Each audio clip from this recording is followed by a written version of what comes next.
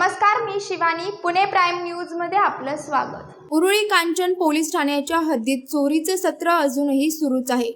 उरुळी कांचन ग्रामपंचायत हद्दीतील आश्रम रोड परिसरातील एका घरात भर दिवसा चोरी झाल्याची घटना समोर आली आहे.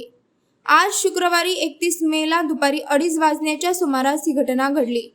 चोरट्यांनी लाखो रुपये किमतीचे सोन्याचे दागिने लंपास केले आहेत. या घटनेने परिसरात खळबळ उडाली आहे. घटनास्थळी उरुळी कांचन पोलीस दाखल झाले असून पुढील तपास सुरू आहे.